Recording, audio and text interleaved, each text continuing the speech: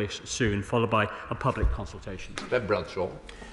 In April, the Sunday Times reported that the government intended to instruct schools to tell parents if their students were questioning their gender identity. Given that 1/3 of LGBT young people would not feel confident to come out to their parents, a quarter of homeless young people are LGBT young people who've been chucked out of their homes by their families, and given the NSPCC says you should never, ever disclose someone's gender identity or sexuality against their will, except in exceptional circumstances around safeguarding, does he agree with me that to instruct schools to out pupils to their families would be totally outrageous? Well, there is a difference, Mr. Speaker, between advice between a child and a particular teacher, but parental involvement is paramount in decisions about their children, and it is crucial that schools work to ensure that parents are involved in decisions about their children. And we will be publishing the draft guidance shortly, and there will be a full public consultation on our proposed approach. Sir Peter Bottomley, Fatherhouse. Can I say to the Minister that we need to trust parents, and we should tell children to trust parents, and that we're right not to confuse sexual orientation, gender confusion and other things.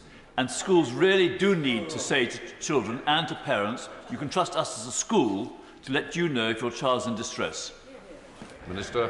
Well, I agree with my right honourable friend, but parental involvement is important in all these matters. They are very sensitive matters. There is a difference between what the right honourable gentleman spoke about, where a child who is confused about their sexual orientation or other personal problems having a confidential discussion with a teacher. It's a difference between that and big decisions about gender transitioning, for example, where parental involvement is important, and any decision about such matters does need to be taken with parental involvement. William Cates. Thank you, Mr. Speaker. Last year, a YouGov poll found that around 80% of schools now have pupils who are trans-identified. And Policy Exchange recently reported that 4 in 10 schools are operating policies of gender self-identification. Now, Dr. Hilary Cass has said that social transition is not a neutral act, but a psychological intervention with unknown consequences for children's welfare.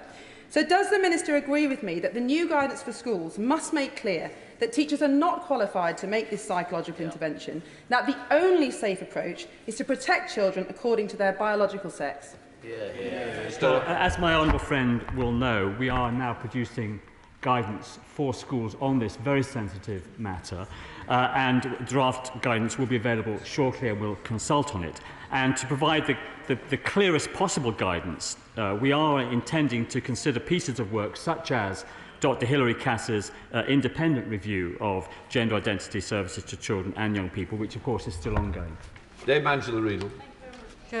Mr. Speaker, there is very good guidance already which the NSPCC have written, and I hope the Minister will be taking account of that as he develops the government's guidance. Does he agree with me that this is a situation now that's been very, very highly politicised by particular people to the detriment of those children and the teachers that are trying to do their best in difficult circumstances? So will he explain why on earth it's taken the government this long to publish guidance, essentially leaving teachers without government guidance in a very, very contested area? When will he actually support the work that teachers do? We do take into account advice from experts such as the NSPCC in drafting our guidance, and of course Dr. Hilary Cass, as I've just mentioned to my honourable friend. Look, we have to get this guidance right. It is a very sensitive matter. The drafting is happening right now, and it will be published shortly in draft, and then there'll be a full public consultation to make sure that all views are taken into account. Thank you, Mr. Speaker. Recent research by Policy Exchange suggests that over 60% of schools do not reliably inform parents when their children express a wish to change gender.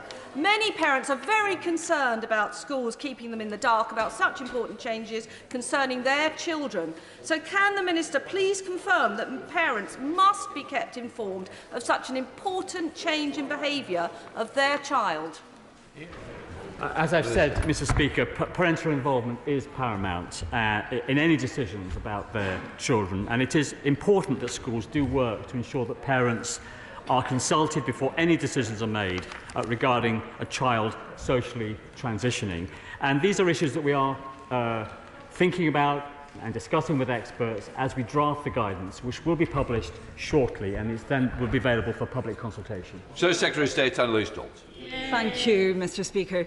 Schools, parents and pupils who need guidance on these issues are sick and tired of reading conflicting rumours about the government's plans in the newspapers. Will the Minister confirm that the reason for the delay is because the Minister for Women and Equalities doesn't agree with the Education Secretary, who doesn't agree with the Minister for Children, who doesn't agree with the Prime Minister? No, we're working very closely with my right honourable friend, the Minister for Women and Equalities, and we are consulting experts on drafting very comprehensive guidance on a very sensitive matter. We need to get this guidance right. Many schools are dealing with these issues day in, day out very successfully, but some schools, as the Honourable Lady says, do want advice. They want good quality advice. That guidance is being drafted right now, and it will be published very shortly, and then it will be available for public consultation. Annalise Dodds. Thank you, Mr. Speaker. We've had noises off about this in the newspapers and rumours for over a year, and still no delivery. The sad truth is that schools are being left in limbo by a government that's yet again focused on internal battles. Its LGBT action plan collapsed. It's at war over banning conversion therapy, and it's now squabbling over schools' guidance too. Will the Minister apologise to the LGBT+ people who've been failed by this playground politics?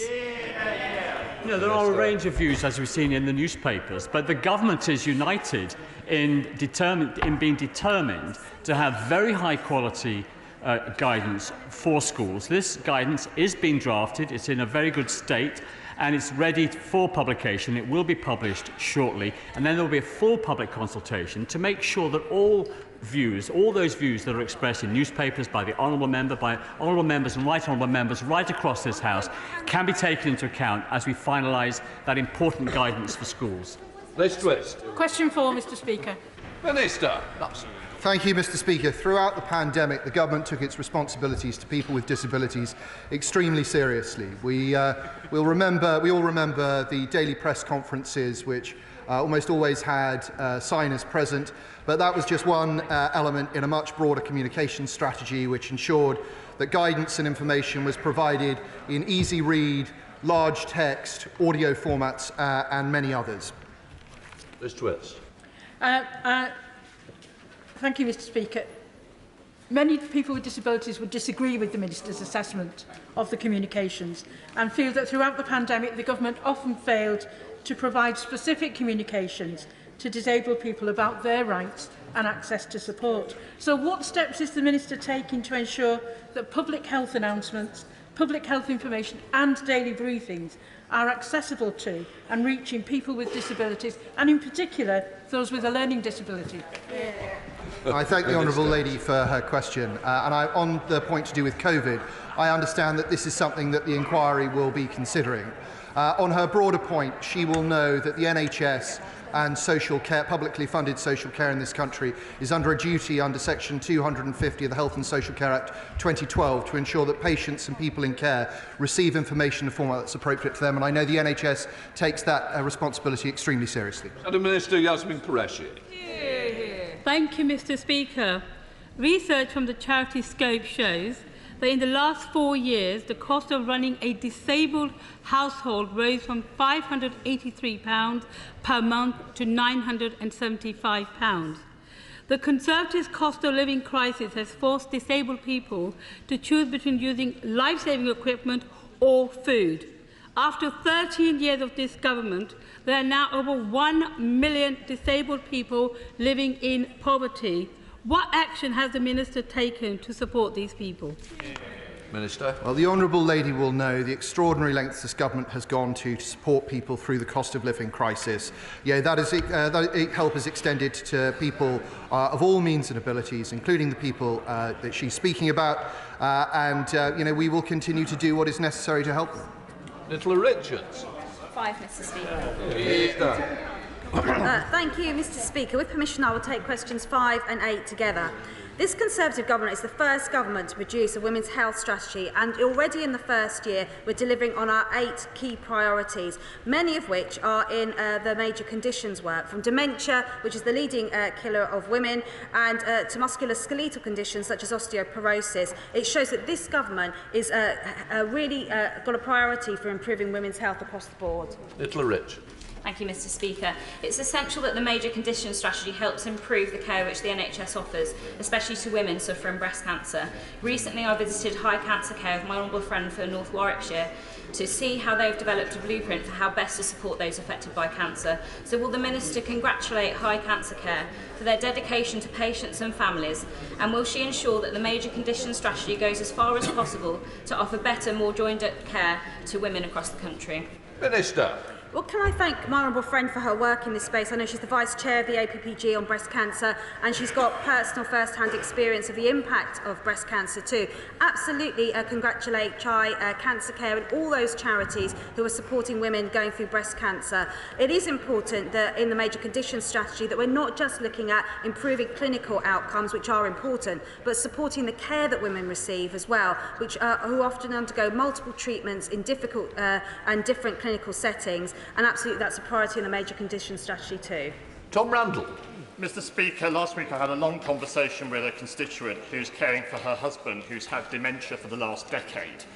And we all know there are many people like her, mainly women, who are quietly caring for loved ones who are battling the diseases which are outlined in the major conditions strategy. So would my honourable friend agree with me that the experiences of these people need to be heard, and would she agree with me that to encourage them to take part in the call for evidence in this strategy before it closes at the end of this month? Minister. Thank you, Mr. Speaker. Well, the honourable member for Gedling is absolutely right, and I would encourage everyone to go onto the .gov.uk website, because the consultation does indeed close at the end of the month. And dementia, I touched on that it's the leading cause of death in women, but many women are caring for loved ones who are battling the disease, not just for days or weeks, but for months and years. And as I said, it's not just about improving outcomes for dementia, it's about improving the access and support we provide those who care for those with dementia too. And listening to experts by experience is a key priority. Christine Jardine. Thank you very much, Mr. Speaker. We all welcome the major outcomes strategy.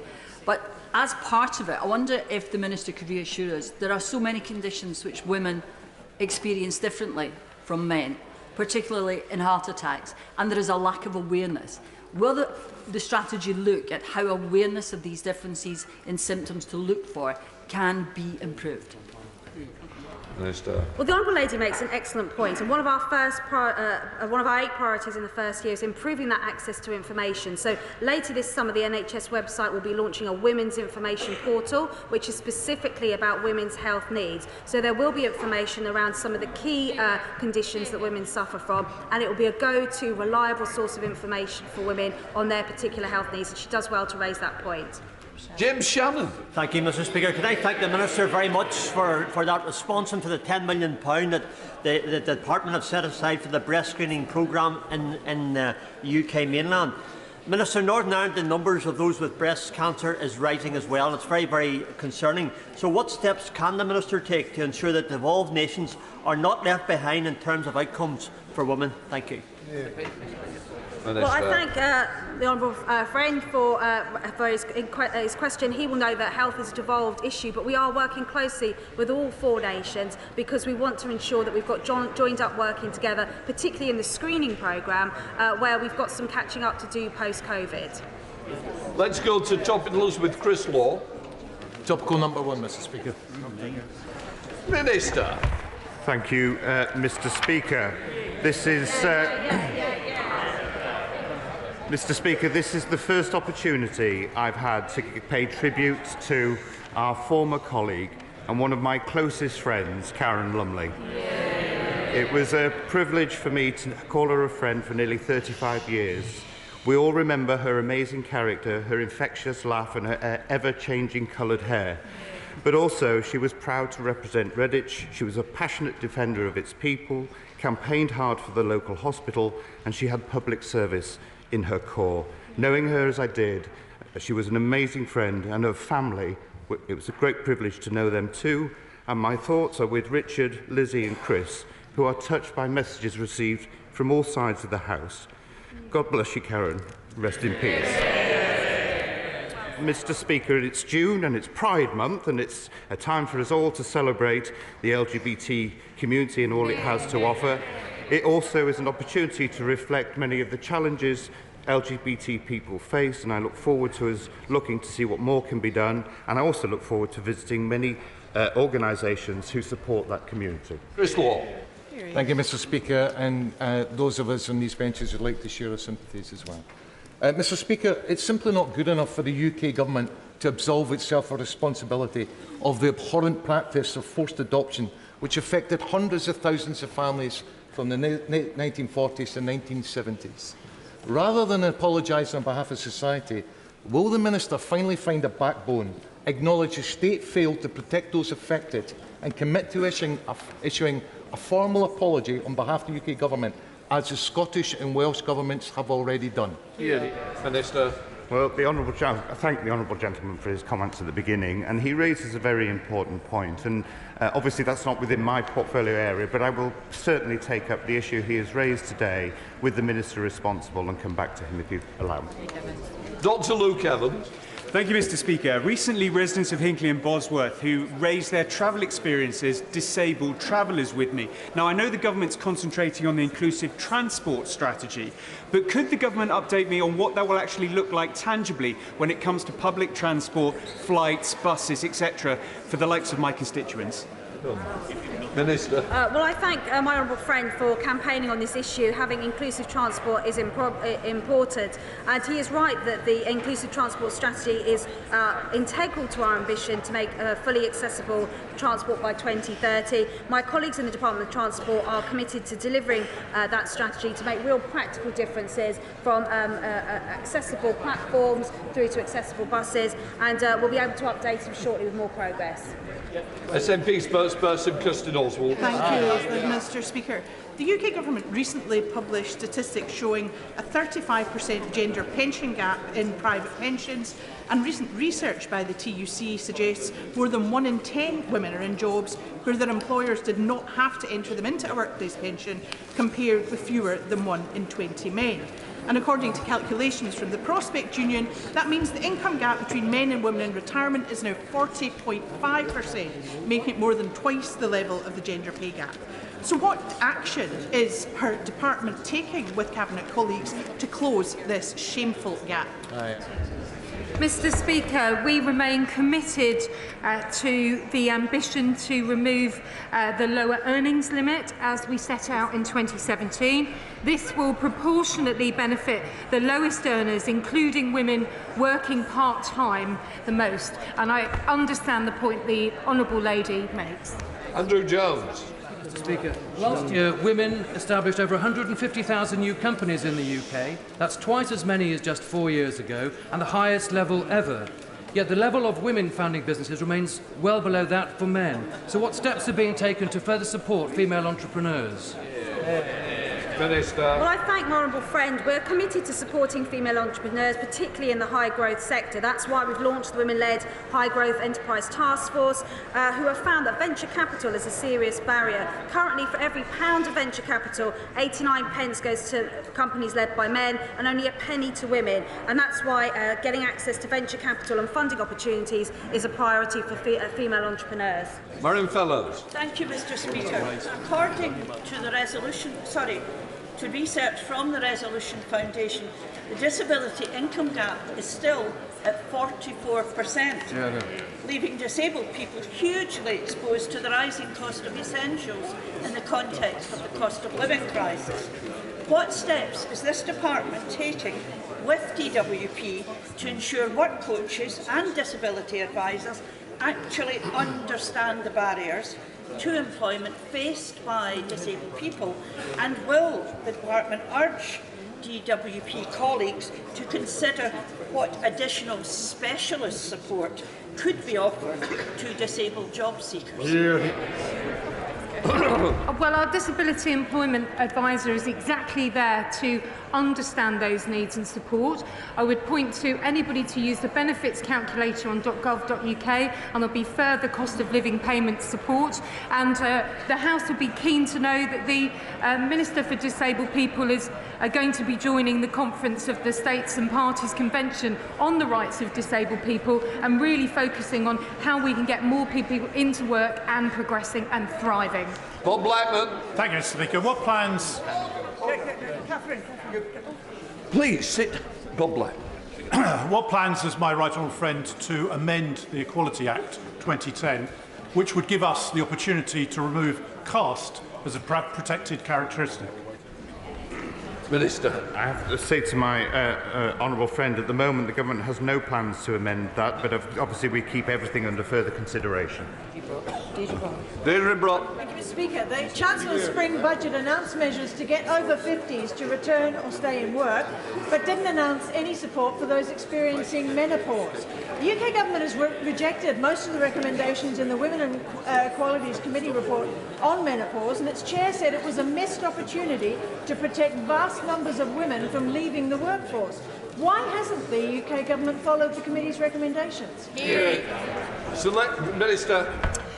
We have appointed a government champion on menopause matters, Helen Tomlinson, who's doing sterling work on this. Our 50-plus coaches in job centres are supporting women to progress, and I urge all employers, Mr. Speaker, to focus on supporting women, adjusting the workplace and listening to their needs, so that 50-plus for women can be the most important and progressive and positive time of your working life. Glenn Saxby. Speaker, 78% of top UK energy companies have no women in executive director positions. 28% of top UK energy companies have no women on the board. Does my right honourable friend agree with me we need to do far more to help women into STEM jobs? Minister. Well, she's absolutely correct. We have made great progress in getting young girls taking STEM subjects up 31%. The challenge is to get them into work. The FTSE Women's Leaders Review has set a target of 40% of FTSE 350 companies having women on their boards. And one of the key ways we're doing that is the STEM Returners Project, getting experienced women back into the workplace and onto those boards. The vote go through.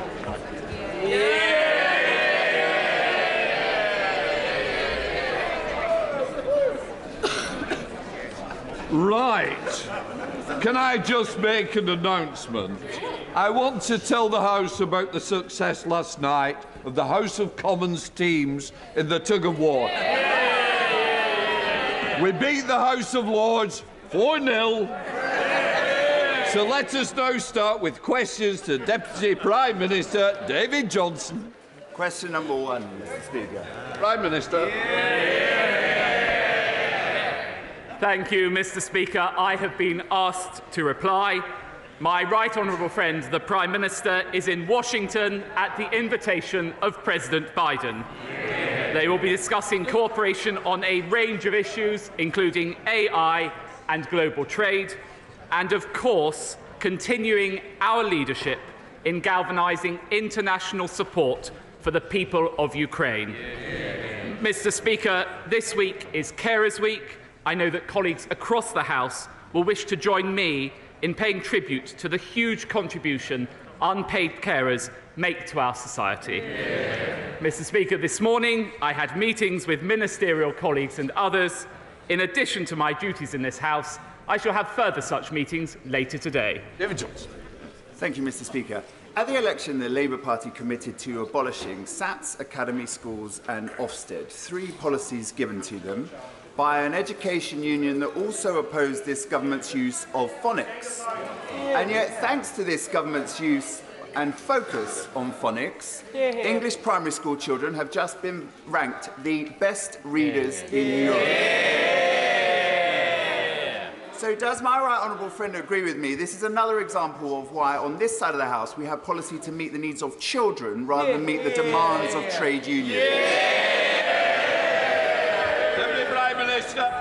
It won't surprise my honourable friend to hear that I absolutely agree with him. Driving up literacy rates is central to our plan to grow the economy. So I'm delighted at those latest figures showing that children in England are the best readers in the Western world. And why is that, Mr. Speaker? Because since 2010, we've raised the number of schools rated good or outstanding by nearly 30%. And the verdict is clear: only the Conservatives can be trusted with our children's future. Deputy Leader of the Opposition, Angela Rayner. Thank you, Mr. Speaker. Speaking of the last election, the Tory manifesto promised to end the abuse of the judicial review. How's it going? Well, I welcome the much shorter question from the Right Honourable Lady today. Let me just remind the Right Honourable Lady of a few facts about the COVID inquiry. We set up the COVID inquiry. We have provided it with more than 55,000 documents so far. We have given it all the financial resources it needs so that we can learn the lessons from the pandemic. But, Mr. Speaker, in Wales, they also had a pandemic. And what have the Labour-run Wales authorities done there? No independent inquiry in Wales. As ever, one rule for Labour and another for everyone else. Mr. Speaker, he acts like it pretends that it's complicated, but it's simple. They set up the inquiry to get to the truth, then blocked that inquiry from getting the information that it asked for, and now they're taking it to court. I know he considers himself a man of the people, so using his vast knowledge of working-class Britain, does he think working people will thank him for spending hundreds of thousands of pounds of their money on loophole lawyers just so that the government can obstruct the COVID inquiry? Deputy Prime Minister. Well, we will provide the inquiry with each and every document related to COVID, including all internal discussions in any form as requested, while crucially protecting what is wholly and unambiguously irrelevant. Because essentially, the Right Honourable Lady is calling for years' worth of documents and messages between named individuals to be in scope. And that, Mr. Speaker, could cover anything from civil servants' medical conditions to intimate details about their families. But I really will say to the Right Honourable Lady, I find it extraordinary that she should lecture us on value for money for the taxpayer, when I understand she has now purchased 2 pairs of noise-cancelling headphones on expenses. Now, I will be fair to the Right Honourable Lady. If I had to attend shadow cabinet meetings, I think I'd want to tune them out too. Can I just say that Deputy Prime Minister was very good saying he was welcoming short questions. I'd also welcome shorter answers. Angela Rayner.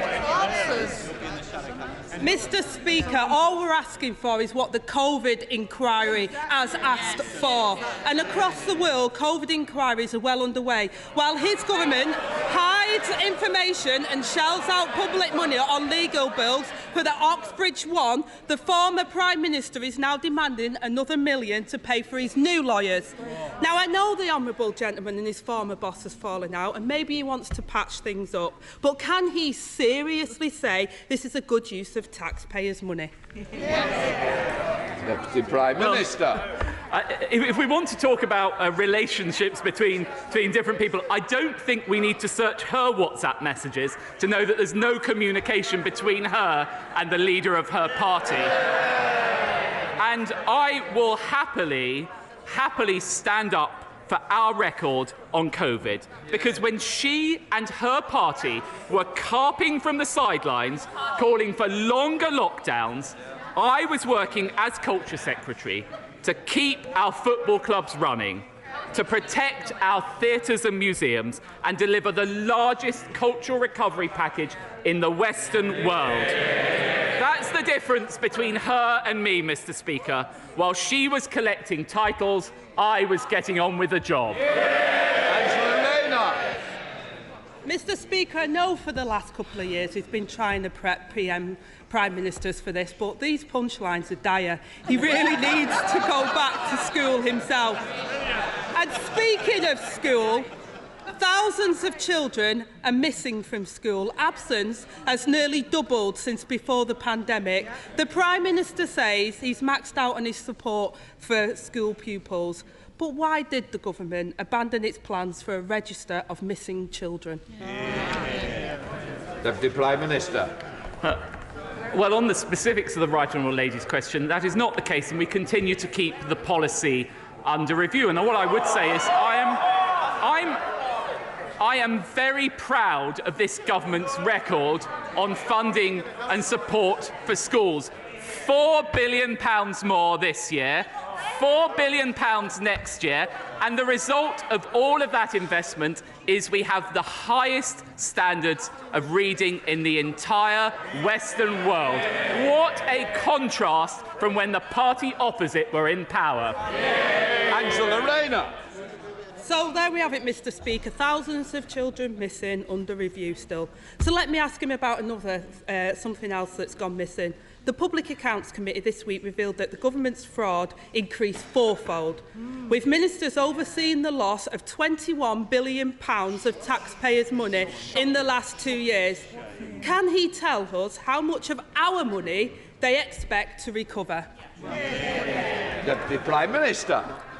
Well, Mr Speaker, we are working tirelessly to recover those funds and we have made huge progress already. But again, if the party opposite wants to talk about good use of taxpayers' money, what do we have from the party opposite? Plans for an unfunded £28 billion spending spree. And what would that do? Drive up borrowing, push up interest rates, adding £1,000 to everyone's mortgage. Mr Speaker, I know they're out of touch, but even she must realise that Britain cannot afford Labour. Angela Rayner. Mr Speaker, Britain can't afford any more of the Conservatives. And he seems to have lost count. The answer is a quarter. Only a quarter of the billions of pounds of taxpayers' money lost to fraud is expected to be clawed back. If this government can't get the public money back, they can't be trusted with anything else. It's become a pattern of behaviour from the Conservatives. An inquiry missing the evidence, schools missing their pupils, taxpayers missing their money, and ministers missing in action. And all the while, working people pay the price for their mistakes. This week, the Public Accounts Committee also warned that this epic fraud and waste could happen all over again due to the ministers living in denial of the facts. If his government can't admit the truth, then how on earth can they learn the lessons? Deputy Prime Minister. Well, I would say to the Right Honourable Lady, we're actually putting more resources in throughout this year to tackle fraud and error, and we continue to make real progress with it. But again, it's quite extraordinary from the party opposite. While we are working to drive down inflation and energy bills, what's the Right Honourable Lady doing? Receiving £10,000 from Just Stop oil backers. Oh yes! Adopting their policies, backing protesters, blocking new production and forcing us to import more foreign oil and gas. Do you know what? For once, Mr Speaker, I find myself in agreement with the GMB union. What did they say? It's naive, lacks intellectual rigour and could decimate communities, just like Labour. Thank you, Mr Speaker. The latest route update for East West Rail has recently been published, and unfortunately, the link to Aylesbury is still just a dotted line on the map. Now, I've raised the need for this vital link on several occasions in the House because it'll cut congestion on our roads, it'll stimulate the economy, and it will reduce air pollution. Each time I've been asked to work with stakeholders to reduce the cost. I'm really pleased to say we've managed to do that. There is now a much cheaper proposal on the table. So can my right honourable friend now please change that dotted line into a solid line and give my constituents the railway they do want? I know my honourable friend is an absolutely tireless campaigner for this project, and I can assure him that the Department for Transport is working with Network Rail and the East West Rail Company to consider the feasibility of lower-cost railway links on the Aylesbury Spur, and I know that he will continue to make that case very, very vigorously. We now come to the Deputy Leader of the SNP, Murray Black. Thank you, Mr. Speaker. When the Prime Minister took office, he said he would put economic stability and confidence at the heart of this government. Today, UK interest rates are one of the highest in the G20, and mortgage rates are rising nearly back to where they were after the former PM crashed the economy. Is it not the case that this government's biggest achievement is that they're trashing the economy just a wee bit slower than their predecessor? Well, I don't know whether the Honourable Lady had been following the news today, but actually, again, the OECD upgraded our growth forecasts. And really, one month ago, the whole nation came together celebrating that wonderful moment of pomp, pageantry and pride in our nation. And what did the Honourable Lady describe it as? I quote, Mr. Speaker, a pantomime. Well, the real pantomime is the SNP in Scotland. Murray Black.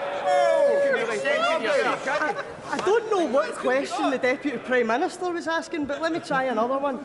This government plans to cut taxes for the richest, spend £6 billion imprisoning people fleeing war and persecution, and has lost £21 billion to government fraud throughout this pandemic. Is the view from the Prime Minister's luxury helicopter so skewed that during a cost of living crisis he thinks this is what people's priorities are?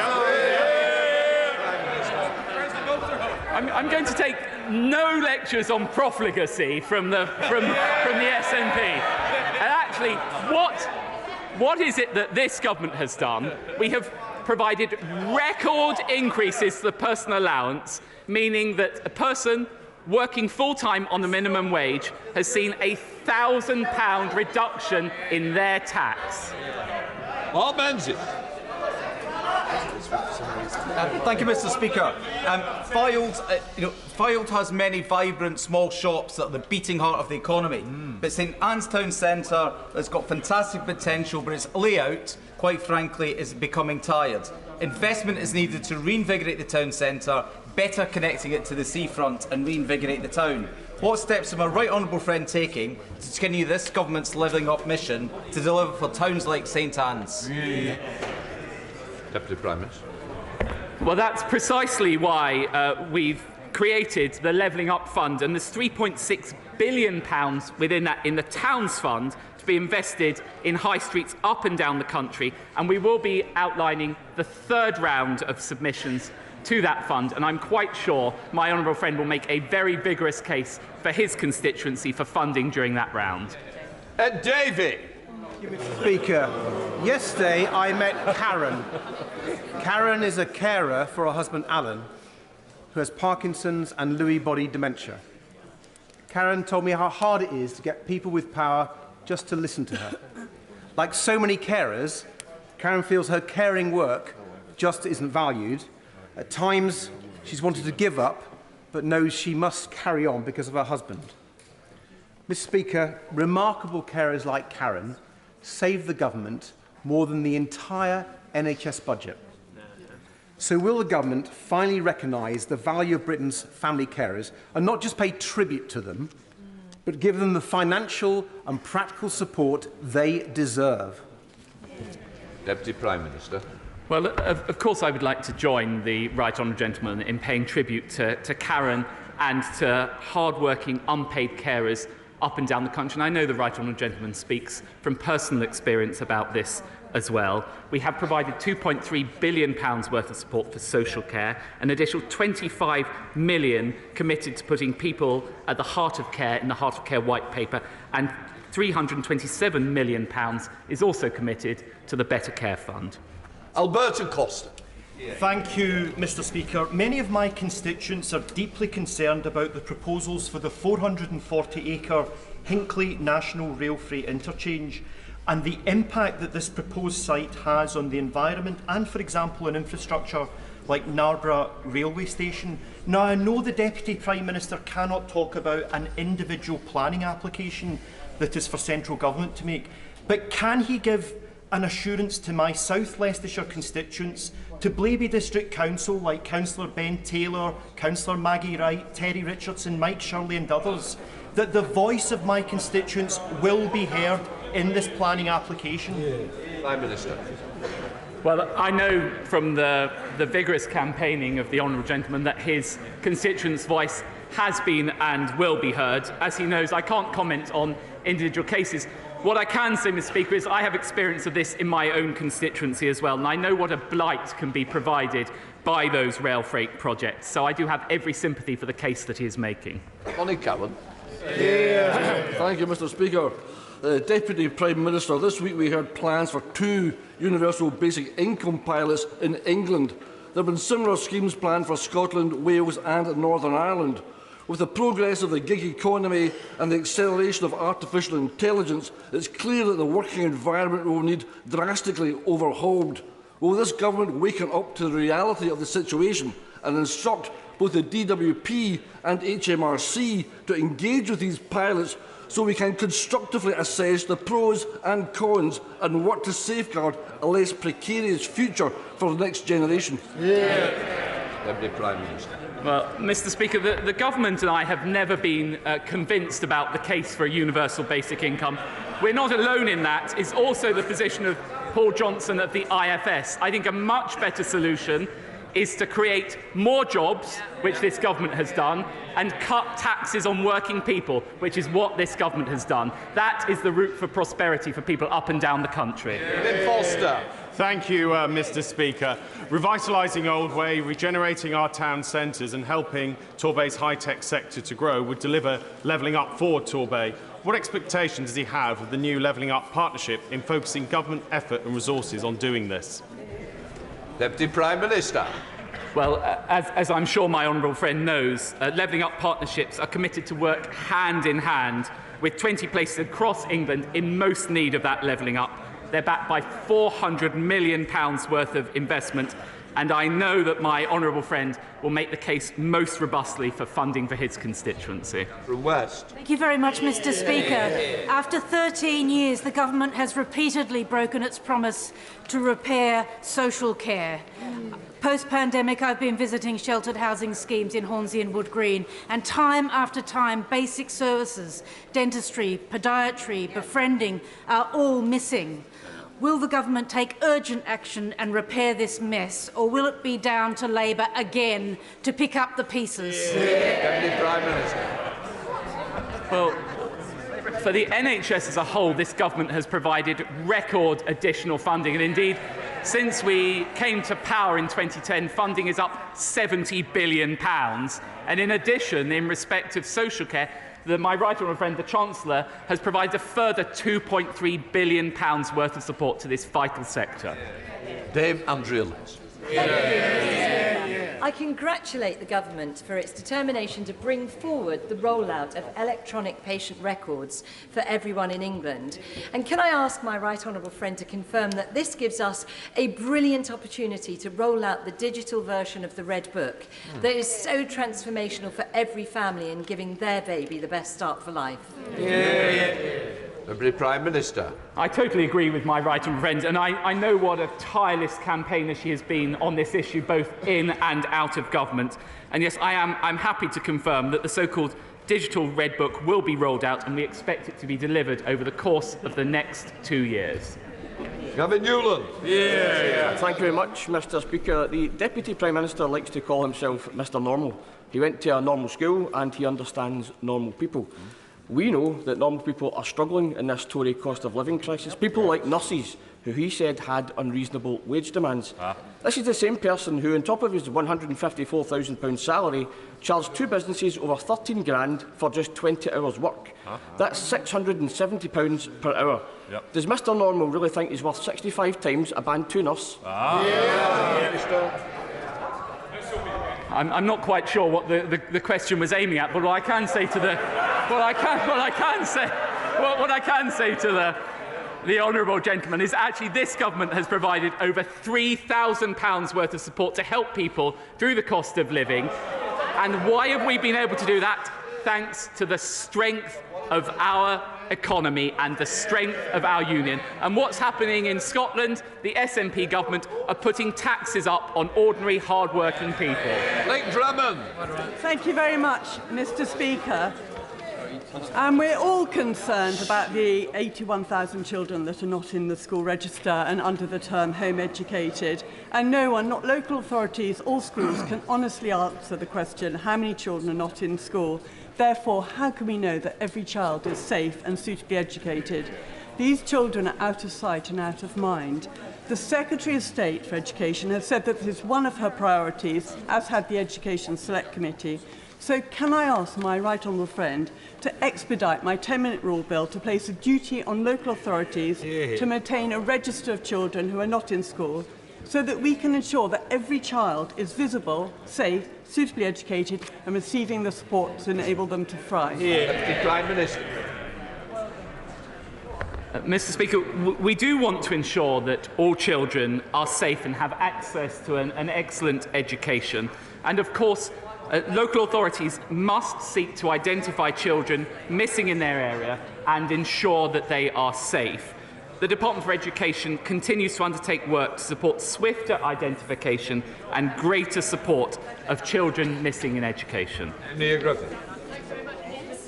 Well, in spite of government spin to the contrary, the backlog of undetermined initial asylum claims has risen even since December from 160,000 to 170,000 plus.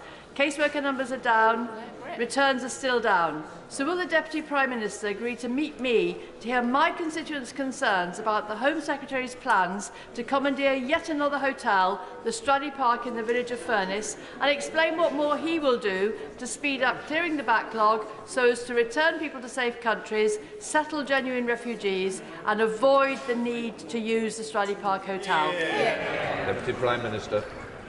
This government will take whatever action is necessary, both to clear the backlog and to stop the boats. And actually, as she may have heard from my right honourable friend, the Prime Minister, small boat arrivals to the UK are actually down 20% this year. Our French deal has prevented 33,000 illegal crossings this year. Albanian arrivals are down 90%. We've removed 1,800 Albanians. We've increased the number of illegal working raids, and the legacy asylum backlog is now down 20%. Thank you, Mr. Speaker. Samina Halliwell, a 12-year-old girl in my constituency, suffered an horrific ordeal. She tragically then went on to take her own life. She was let down by the system. This week is the 2-year anniversary of her death. Labour-controlled Sefton Council have still got an inadequate rating from Ofsted for children's social care. So will my right honourable friend meet with me to discuss what further measures can be taken to better protect children in Southport and the wider council area? Deputy Prime Minister. I congratulate my honourable friend for raising what I'm sure members on both sides of this House will agree is a heartbreaking case, and I know that all our thoughts will be with Samina, her family and her friends. All children, of course, have the right to be safe and protected. I understand that the Department for Education will shortly begin consulting on strengthening statutory guidance to ensure health agencies, police forces and councils work together more collaboratively and end decisions that put children's needs, that prevent putting children's needs at the heart of their work. Of course, I'm very happy to meet with the honourable gentleman and for the Health Department ministers to meet with him also. Hilary Benn. Thank you very much indeed, Mr. Speaker. Huntington's disease eventually robs sufferers of their ability to walk, talk, eat, care for themselves and make decisions. It changes the person they were and has a 50% chance of being inherited by their children. Will the government back the Huntington's disease community's call for better access to mental health services, a care coordinator in every area, and specific NICE guidelines so that everyone affected by this devastating condition can get the help they need? Deputy Prime Minister. I completely agree with the right honourable gentleman about the devastating impact of this terrible disease. It is the case that we have increased significantly investment in mental health. I, of course, am happy to arrange for Department of Health ministers to meet with him to discuss this further. Simon Baines. Thank you, Mr. Speaker.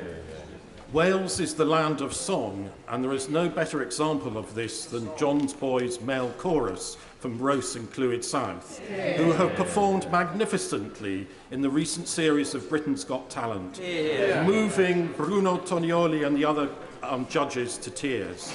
Would the Deputy Prime Minister join with me in congratulating the choir and also the other many community choirs in Clwyd South and across the UK who bring such pleasure to the singers and audiences alike? Deputy Prime Minister. Well, I would actually argue that choral music is possibly one of our greatest contributions to global culture, and I really do join my honourable friend in congratulating John Boys Male Chorus for their fantastic achievement in reaching the semi-final of Britain's Got Talent, and I'm sure that they will continue to entertain and engage communities for many years to come. Paula Barker. Thank you, Mr. Speaker. The government's post of anti-corruption champion has been vacant for over a year. Does the Deputy Prime Minister think the vacancy increases or decreases the risk of corruption in government? Deputy Prime Minister. Well, in my department, the Cabinet Office, and working very closely with my right honourable friend, the Paymaster General, we are taking extensive steps to make sure we crack down on fraud and waste and make sure that procurement is transparent. And of course, we will be filling that vacancy very shortly. Gareth Bacon.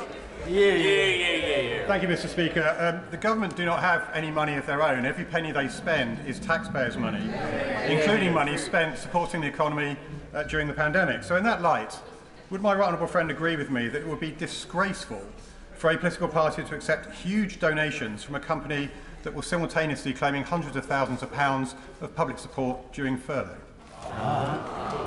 Deputy Prime Minister. I, of course, completely agree with my honourable friends, and actually the scheme, the furlough scheme, helped protect around 14.6 million jobs during that terrible COVID crisis. But what do we discover? Labour's taking 1.5 million from Just Stop Oil backers, adopting their policy to block new oil and gas. It's job-destroying recklessness, and it's hard-working people, unfortunately, Mr. Speaker, who will be left paying the price. Ashley Dalton. Mr. Speaker, in West Lancashire, my constituents are concerned about their children's education and specifically the ongoing long-term impact of COVID-19 restrictions on their children's educational development. Now, a Public Accounts Committee report out today finds that the Department for Education is failing to take fast and effective recovery action to close the attainment gap in schools.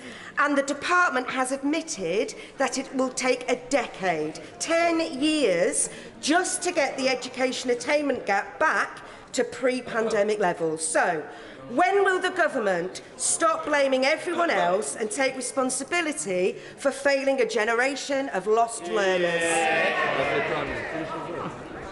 Actually, before COVID struck, the attainment gap between disadvantaged pupils and their peers had narrowed in both primary and secondary schools under this government. Since COVID struck, we've provided almost £5 billion in education recovery. And I would say to the honourable lady, if she's that concerned about children's education, she should be calling on the education unions to call off their damaging strikes. Alexander Stafford. Thank you very much indeed, Mr. Speaker. Maltby Town Council and Maltby Main FC, who play at the miners' recreation ground, are fighting to make sure that the ground is financially sustainable and can stay open. But CISRO, who run it, has a history of selling off unprofitable areas to developers, will not allow a full bar to be open, which will provide much-needed capital, which has the support of the council residents. Spaces like our recreation grounds are important parts of our mining heritage. So can my right honourable friend step in to help Maltby Main get the bar that it needs and to help secure the financial future of this ground to ensure it does not face the same fate as the Dingleton and Miners' Welfare Recreation Ground? Deputy Prime Minister.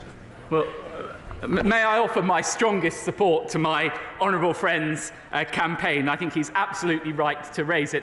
I do question the extent of my powers to intervene on a bar closure in his constituency, but I will certainly examine what we could do further. Mohammed Jassin. Thank you very much, Mr. Speaker. The East-West Rail announcement proposes a 6-track route which will impact at least 66 properties in Bedford, including the demolition of 37 homes. So will the Deputy Prime Minister tell me why residents' concerns have been ignored, and will he give me a commitment today that if the majority of the residents are against the plan in this statutory consultation, his government will not approve the proposal? Deputy Prime Minister. Of course we will engage with local communities, but I do find it rather odd that the party opposite have been saying for the past few months about how they want to build more housing, build more infrastructure, and then as soon as there is a proposal to do so, which will enormously enrich that area, it's being opposed. Sir Robert Neal. Thank you, Mr. Speaker. The Deputy Prime Minister will know that the calling of an early election in Spain has caused some concern about delay to achieving a treaty between the United Kingdom and the European Union in relation to Gibraltar. Will he confirm that it remains the policy of Her Majesty's Government to prioritise achieving such a treaty once the outcome of the election is known, and that the Government will do all that is necessary to secure that treaty for the benefit of Gibraltar and its Spanish neighbours, and to give all the necessary support to Gibraltar and its British people for their future security and prosperity? Deputy Prime Minister. Well, I can assure my honourable friend that the United Kingdom and His Majesty's Government remain steadfast in its support for Gibraltar, and I can assure my honourable friend that we are working side by side with the Government of Gibraltar, and we remain committed to concluding that UK-EU treaty as soon as possible. Final question, Fleur Anderson. Thank you, Mr. Speaker. Today, the OECD have said that the UK is on course to have the higher rate of inflation than almost all of the other G20 countries.